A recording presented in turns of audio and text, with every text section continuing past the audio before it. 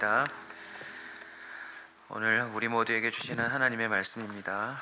요한복음 4장 43절로 54절까지 말씀입니다. 신약성경 149쪽에 있습니다. 요한복음 4장 43절로 54절까지 말씀 봉독해 드리겠습니다. 이틀이 지남에 예수께서 거기를 떠나 갈릴리로 가시며 친히 증언하시기를 선지자가 고향에서는 높임을 받지 못한다 하시고 갈릴리에 이르심에 갈릴리인들이 그를 영접하니 이는 자기들도 명절에 갔다가 예수께서 명절 중 예루살렘에서 하신 모든 일을 보았음이더라. 예수께서 다시 갈릴리 가나에 이르시니 전에 물로 포도주를 만드신 곳이라. 왕의 신하가 있어 그의 아들이 가버나움에서 병들었더니 그가 예수께서 유대로부터 갈릴리로 오셨다는 것을 듣고 가서 청하되 내려오셔서 내 아들의 병을 고쳐주소서 하니 그가 거의 죽게 되었음이라. 예수께서 이르시되 너희는 표적과 기사를 보지 못하면 도무지 믿지 아니하리라.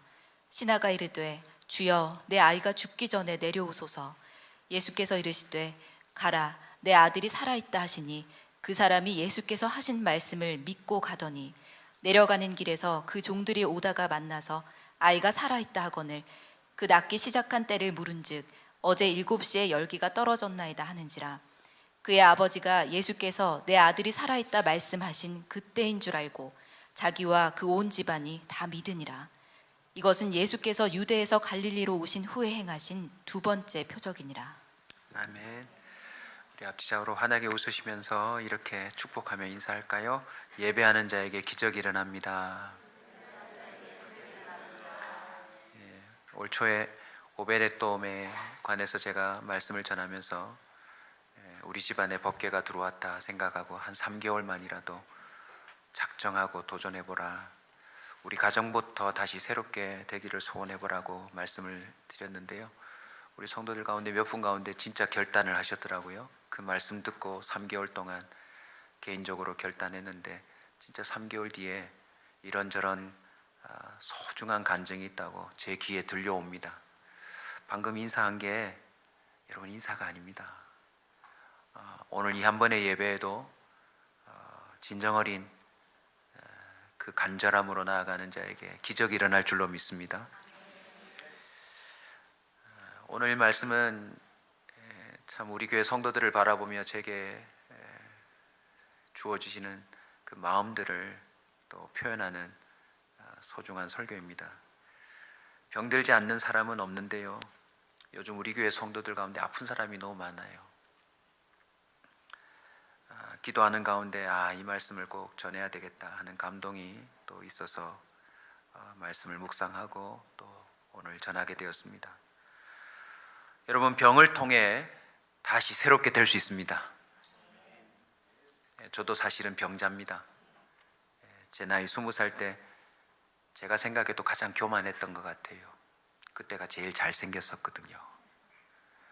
운동을 못하는 게 없고 공부를 해도 되고 또 교회에서도 정말 열정적으로 사역하면서 세상을 다 한번 가져볼 수 있겠다 하는 그런 교만이 있었어요.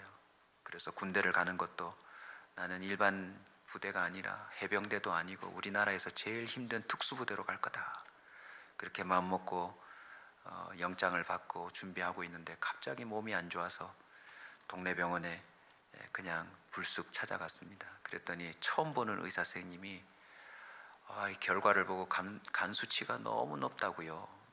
처음 봤으니까 술을 끊어라, 담배를 피지 마라, 이렇게 말씀하셔야 되는데 대뜸 제 얼굴을 보고는 군대 안 갈 수 있겠다고. 지금 생각해도 이상해요. 그리고는 자기가 소견서를 적어주겠다며 대학병원으로 저를 안내해서 대학병원에 가서 조직검사를 받았는데 제가 만성간염이라는 진단을 받았습니다. 너무나도 저한테는 큰 충격이죠. 몸에 자신이 있었는데 학교에서도 테니스 조교, 볼링 조교, 운동을 하면 다 조교로 나서서 앞장서던 사람인데 천청병력과 같은 소식이었어요. 그런데도 교만이 꺾이지 않아서 여름에 논산 훈련소에 입대를 하는데 병원에서 나온 진단서를 책상 밑에 숨겨놓고 저는 그냥 입대를 했습니다. 그리고 논산훈련소에서도 1급 현역병 판정을 또 받았습니다. 그 안에서도 당시에 저희 사촌 형님이 육군본부 인사과에 계셨는데 제가 일부러 부탁해서 특수부대에 저를 좀 보내달라고 그렇게 교만을 떨었습니다. 그런데 이제 마지막 특수부대로 이렇게 병사들이 신검을 받고 나뉘어지는 때에 저에게 연락이 왔습니다. 너는 집으로 간다. 피검사에서 걸린 거죠. 그리고는 3개월 뒤에 다시 저는 입대했습니다.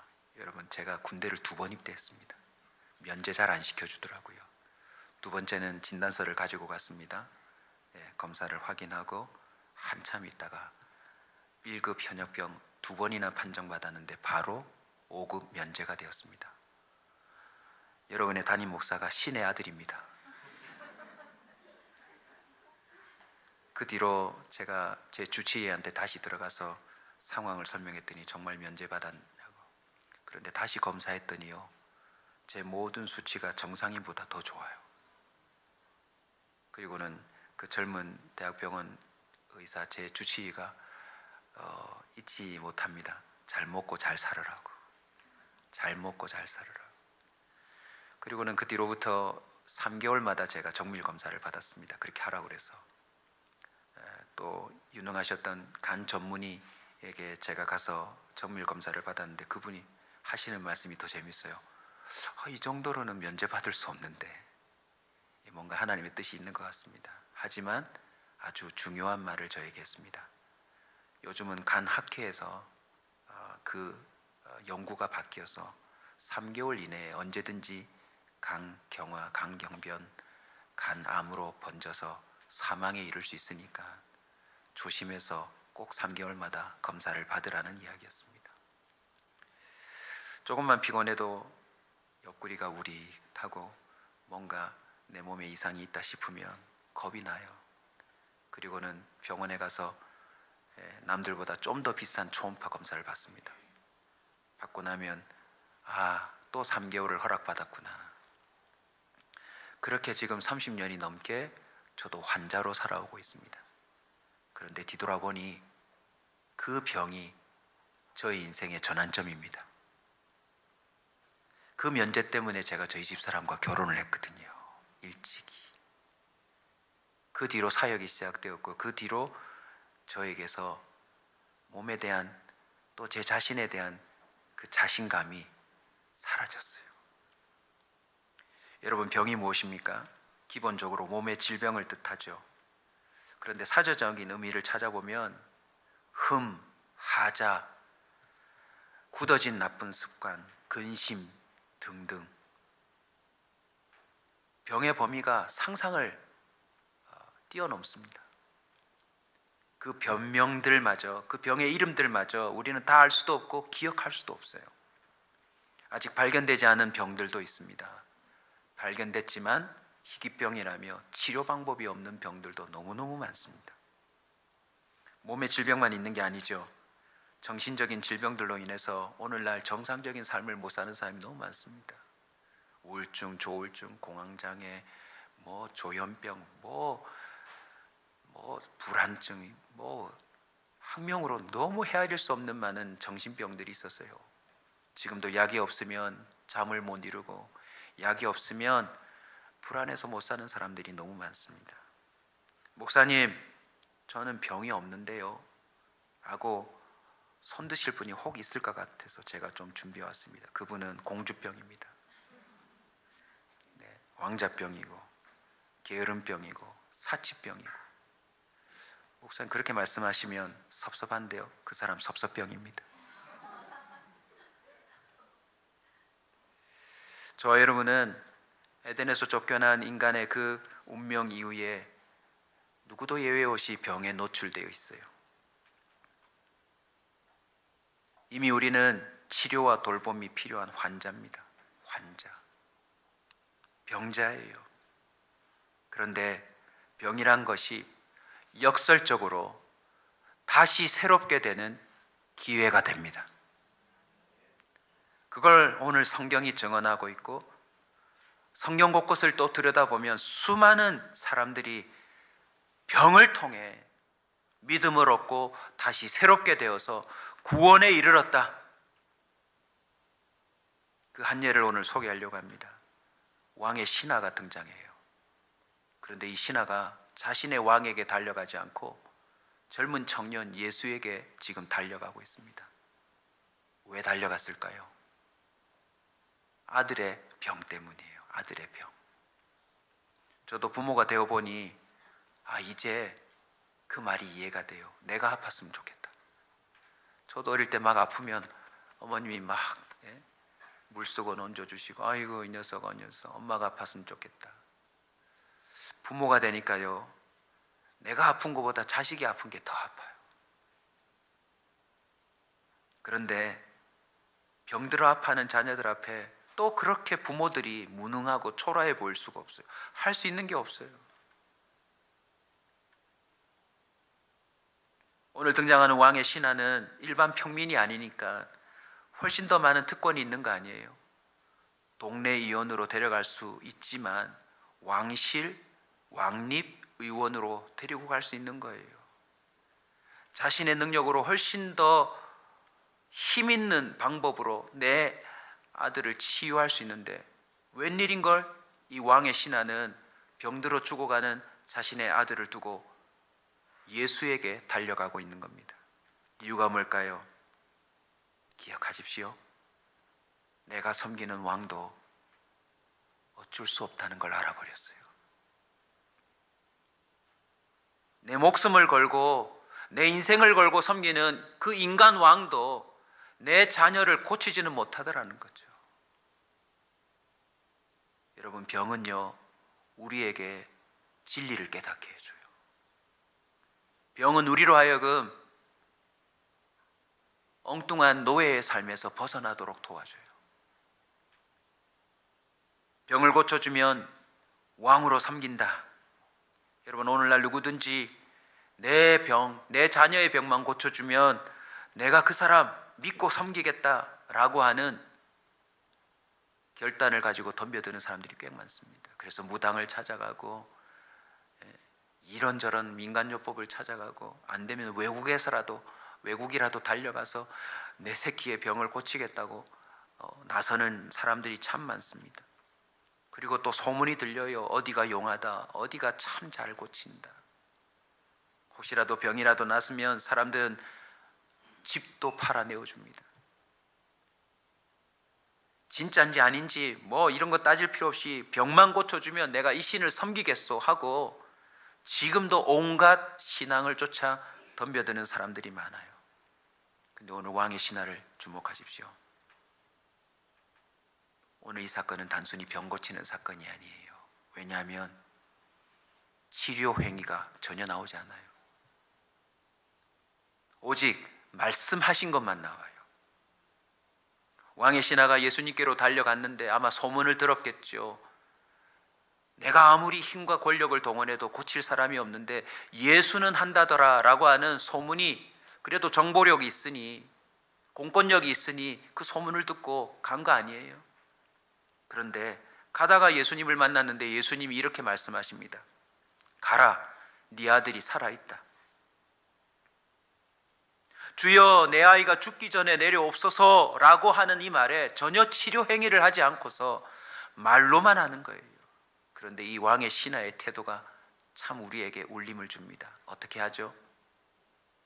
믿고 그냥 가요. 믿고 그냥 가요.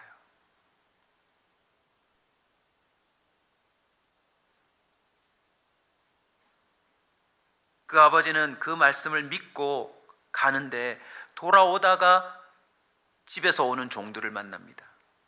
종들이 뭐라고 말하죠? 아이가 살아있다는 거예요. 참 이 왕의 신하가 될 만큼 좀 똑똑한 것 같아요. 굉장히 촉이 있습니다. 종들에게 물어요. 그 낫기 시작한 때가 언제냐? 종들이 말합니다. 어제 7시에 열기가 떨어졌나이다. 그의 아버지가 이렇게 말합니다. 예수께서 내 아들이 살아있다 말씀하신 그때인 줄 알고, 여러분, 그러면 대충 이 본문만 봐도 이 왕의 신하가 예수님께 갔다가 돌아오는 여정이 하루 일정 아닙니까? 그 하루 상간에 그 말씀 한마디에 어떤 일들이 벌어지는지를 이 왕의 신하가 지금 매우 논리적으로, 매우 합리적으로 자신의 내면 속에서 생각해내고 있더라는 거죠. 그리고 그 결과가 무엇입니까? 그때인 줄 알고, 말씀하신 그때인 줄 알고 자기와 그 온 집안이 다 믿으니라. 여러분, 병을 고치러 갔다가 구원을 얻었습니다.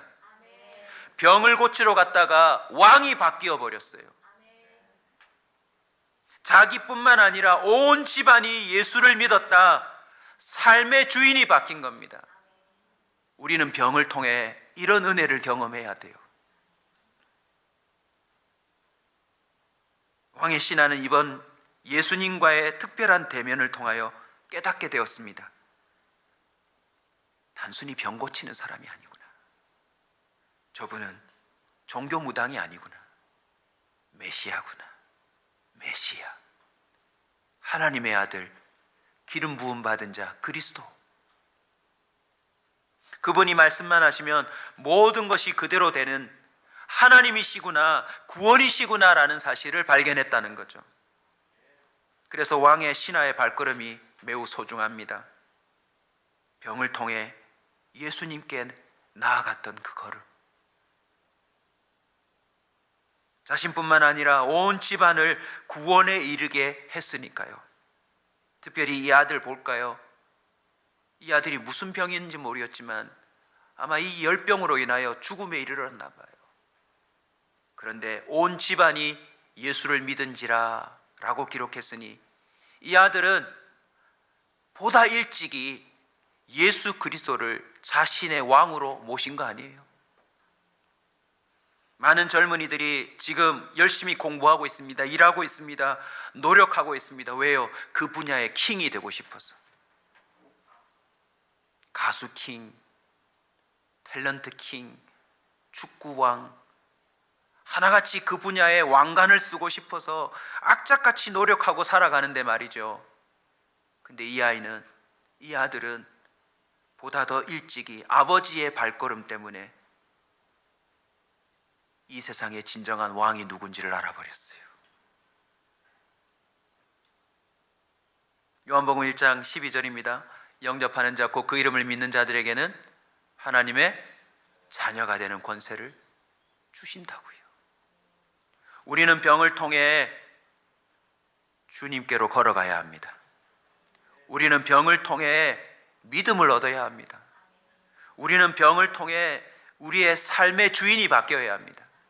우리는 병을 통해 나뿐만 아니라 우리의 가족이 구원에 이르러야 합니다. 여러분, 병을 통해 예수님께 나아갑시다. 그 멈추지 않는 아픔, 약을 먹어도 통하지 않는 고통, 잠 못 이루는 괴로움, 그것이 주님의 이름을 부르라는 사인입니다. 나 자신의 연약함과 무능함, 그리고 세상 그 어떤 왕도 답이 없음을 인정하며 구원자 예수님께 나아갑시다. 그리고 그 병을 통해 하나님을 한번 의지해 봅시다. 두고두고 묵상하셔야 합니다. 이 왕에게 어찌 이런 믿음이 생겼을까? 여러분, 나아만 장군 기억나십니까?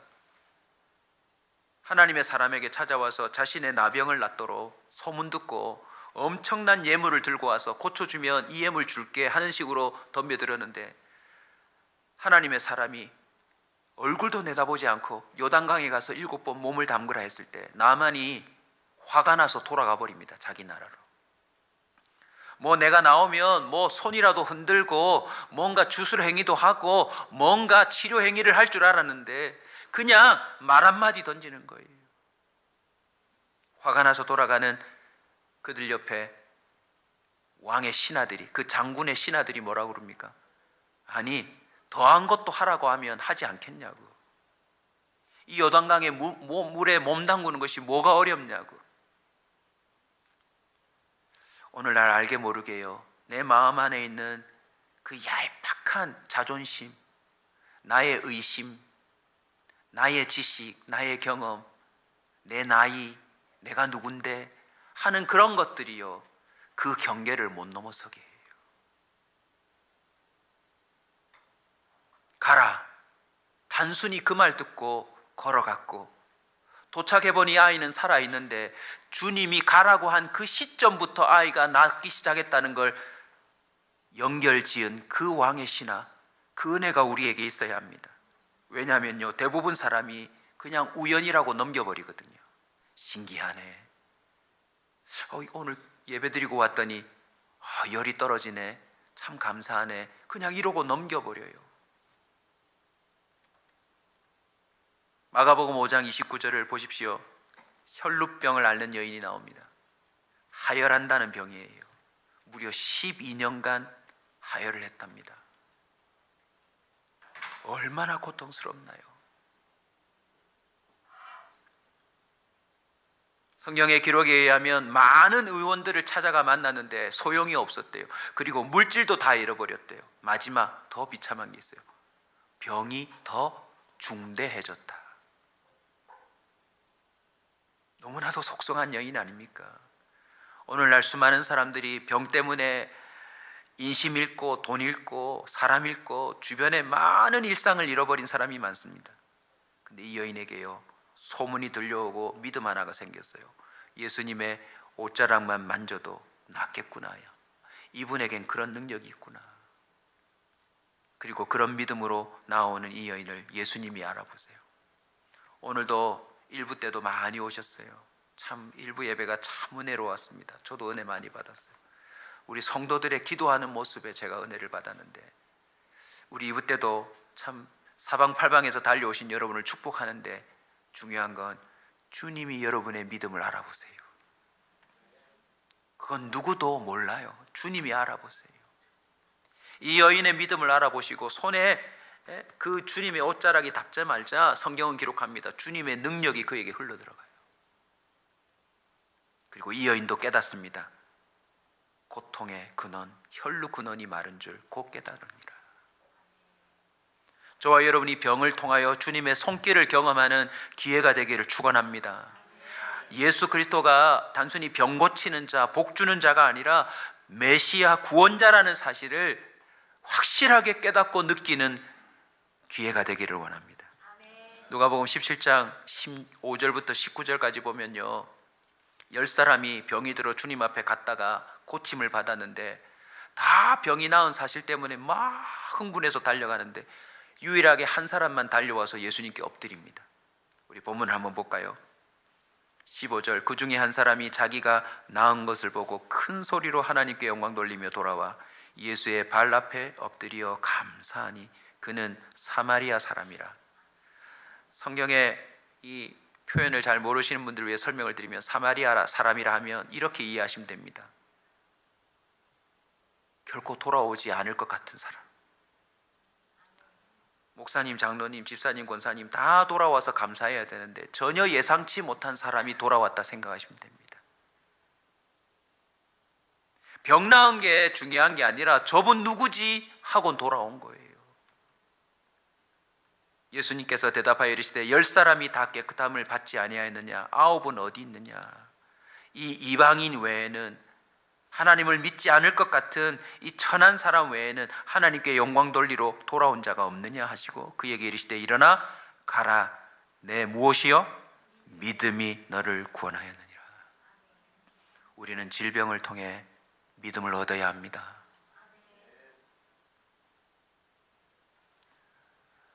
오늘 또 내일 노동절까지 있어서 좀 여유로우실 텐데 꼭 유튜브를 통해서 천정은 자매님이라는 분의 영상을 찾아서 좀 보시면 좋겠습니다. 천정은, 저와도 개인적으로 친분이 있는 우리 영화감독 김상철 목사님, 부활이라는 영화를 만드셨는데 거기에도 출연합니다. 언젠가 기회가 되면 저희 교회도 한번 모시려고 하는데요, 이 자매가 10년 전 40살에 유방암 판정을 받습니다. 40살에. 그런데 더 가슴 아픈 소식은 1년밖에 못 산다고 했대요. 이 상태라면 1년밖에 못 산다. 그런데 이 병을 통해 이 천정은 자매는요, 예수 그리스도의 능력을 체험합니다. 치유되어요. 그런데 그 병이 다시 재발합니다.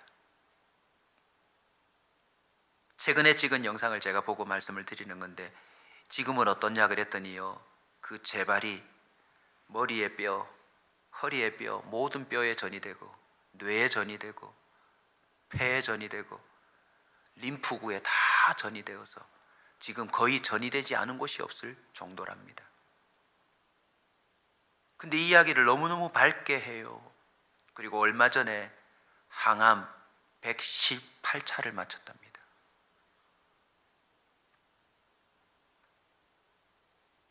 인터뷰하시는 분이 아니 10년 전인데 지금 몇 살이죠? 했더니 나이가 50이 넘어요. 근데 얼굴을 보시면 30대 얼굴로 보입니다. 어떻게 이렇게 동안이고 어떻게 이렇게 예뻐 보이냐 그랬더니 농담도 잘합니다. 저 지금 가발이 좋아서 그래요. 오랜 항암 때문에 머리가 없거든요. 묻습니다. 아니 어떻게 이렇게 잘 견디고 살고 있냐고. 천자매가 이렇게 고백합니다. 안전함 때문이라고. 무슨 안전함이냐고.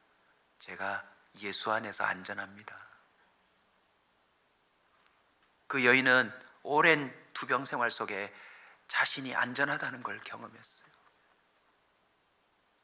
그리고는 지금 300명까지 다른 암 환자들의 이름을 기억하며 기록해놓고 그들을 찾아다니고 그들에게 복음을 전하고 그들이 힘을 얻도록, 누구보다도 힘겨운 삶인데요, 이 사역을 지금도 펼치고 있습니다. 우리 성도들에게 생기는 병들도 이 천자매처럼 다시 새롭게 될 수 있습니다. 병을 통해 예수님께 나아갈 기회로 삼읍시다. 병을 통해 거기서 믿음을 얻는 기회로 삼읍시다. 은혜를 깨달을 기회로 더욱 겸손하며 더욱 가벼워지며 더욱 본질에 집중할 수 있는 기회로 삼읍시다. 오직 내 남은 삶을 주를 위해 살아갈 기회로 삼아 멸망에 이르는 병을 치료하는 기회로 삼읍시다. 누가복음 10장 20절입니다. 귀신들이 너희에게 항복한 것으로 기뻐하지 말고 오직 너희 이름이 하늘에 기록된 것으로 기뻐하라. 병 나은 것으로 신을 평가하지 말고 너희 이름이 하늘에 기록된 것으로 기뻐하라. 크고 작은 질병을 통하여 우리가 주님을 체험한다면요, 우리는 그 병에서 자유할 수 있어요. 물론 아프죠. 물론 고통스럽죠. 그러나 그 병에 끌려다니지 않아요. 내가 또다시 이번 병을 통하여 내가 하나님께 속하였다는 걸 하나님이 나를 붙들고 있다는 것을 발견한다면 더할 나위 없는 소중한 경험이 되는 것입니다. 그뿐이 아닙니다. 저와 여러분의 온갖 병은 선을 이룹니다. 로마서 8장 28절, 우리가 알거니와 하나님을 사랑하는 자 곧 그 뜻대로 부르심을 입은 자들에게는 모든 것이 합력하여 선을 이루느니라.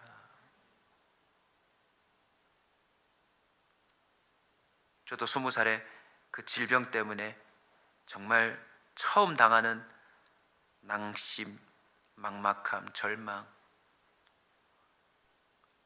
그렇게 놀기를 좋아하고 사람들 좋아했던 제가요, 아무도 안 만났어요. 그때 찾아온 여자가 강수진. 하나님이 선을 이루시는데요.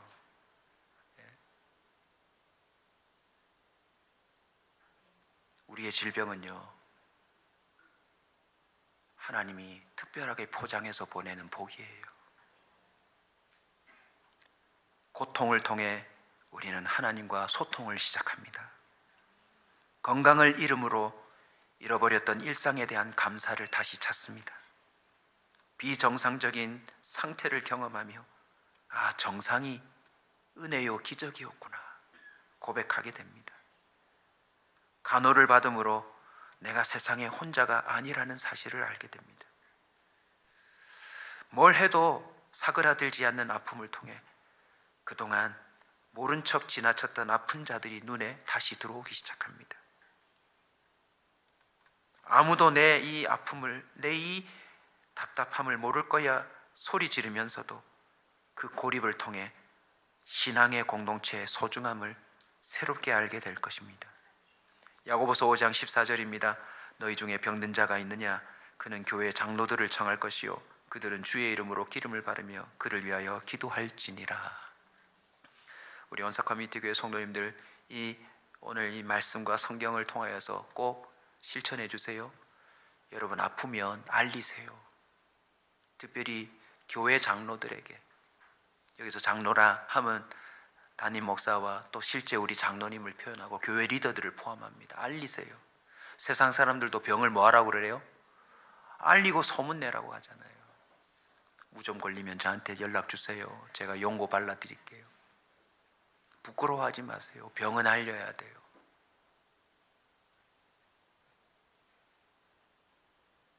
병을 알리고 싶지 않은 건 은근히 아직도 교만이 있는 거예요. 나의 이런 모습을 사람들한테 보여주고 싶지 않다는 거예요. 아니에요. 우리 다 약해요. 순간순간 죽음을 직면하며 우리는 관심 없던 부활을 주목하고 소망하게 됩니다. 떼굴떼굴 뒹굴며 그 간절함을 통해 새로운 다짐을 하게 됩니다. 우리의 죽을 것 같은 병들을 통해 우리는 하나님께 영광을 돌릴 수도 있습니다. 요한복음 11장 4절 우리 다 같이 읽을까요? 예수께서 들으시고 이르시되 이 병은 죽을 병이 아니라 하나님의 영광을 위함이요 하나님의 아들이 이로 말미암아 영광을 받게 하려 함이라. 이 본문의 대상이 이미 죽은 나사로를 의미합니다. 사실은 모든 병이 죽음과 연결되어 있는 거 아닙니까? 조그만한 염증이든 뭐 우리 안에 들어온 바이러스든 사실은 그 결과는 죽음이잖아요. 그런데 주님 말씀하셨어요. 하나님의 영광을 위함이요. 이로 말미암아 예수 그리스도 그 이름이 영광받게 하려 합니다. 그러니 우리는 모든 병을 예수님을 만날 기회로 삼아야 합니다. 그래서 실제 적용합시다. 감기가 걸려서 의사와 약사가 3일 처방을 내리면 아침, 점심, 저녁 3번 3일 동안 기도 들어가세요. 약만 먹지 말고. 의사가 한 달짜리입니다. 한 달 동안 쉬셔야 합니다 하면 여러분 한 달 동안 주님 앞에 부지런히 기도하십시오. 우리는 질병을 주님을 대면할 기회로 삼아야 합니다. 믿음을 얻을 기회로 삼아야 합니다. 나뿐만 아니라 우리의 온 가족이 구원 얻을 기회로 삼아야 합니다. 자, 이 시간 우리에게 있는 병을 두고 기도할까요? 야고보서 5장 16절입니다. 그러므로 너희 죄를 서로 고백하며 병이 낫기를 위하여 서로 기도하라.